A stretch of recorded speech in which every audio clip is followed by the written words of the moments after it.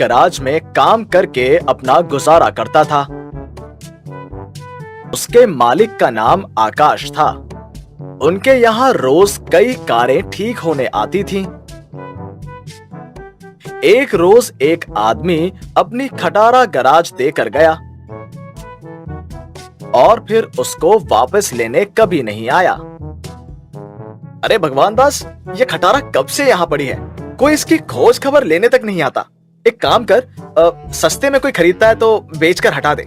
इसे देख देख कर मैं ऊब चुका हूँ। साहब, मैंने बहुत कोशिश की इसे बेचने की, लेकिन कोई भी इस कार को खरीदना तो दूर, देखने को भी तैयार नहीं होता है। अच्छा चल, एक काम कर, इसे साफ करके इसकी मरम्मत तो कर दे।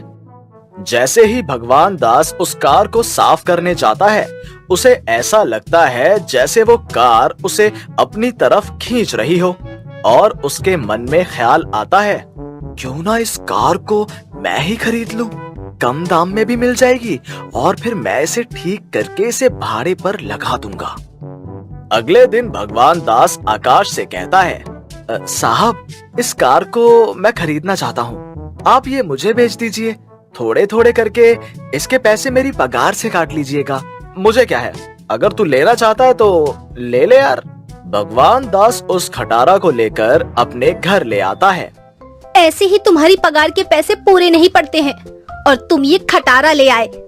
इसे चलाने के लिए तेल क्या अपना खून बेचकर लाओगे? अरे भाग्यवान, तुम चिंता क्यों करती हो? वो ऊपर वाला है ना, वो संभाल लेगा। सुमित्रा की बात सोचते सोचते भगवान दास की आंखें लग जाती हैं।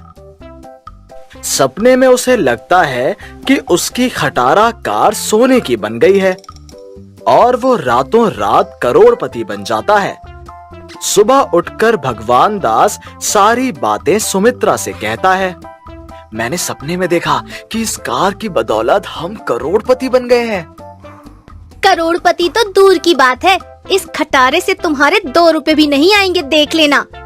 ऐसे भी तुम जब मेरी बात नहीं मानते हो तो हमेशा तुम्हें नुकसान उठाना पड़ता है। मायूस होकर भगवान दास उस खटारा को चमकाने में लग जाता है। जैसे ही भगवान दास उसे साफ करने के लिए हाथ लगाता है, वो कार हाथ लगाते ही चमकने लगती है।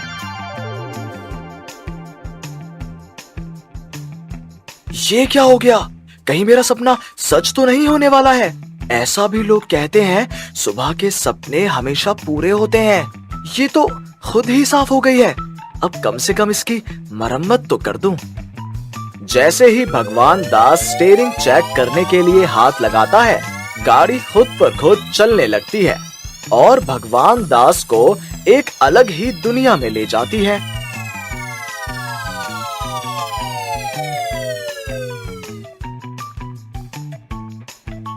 भगवान दास एक ऐसी दुनिया में प्रवेश करता है जहां हर कुछ सोने का होता है। सोने का सब कुछ देखकर भगवान दास वहीं बेहोश हो जाता है।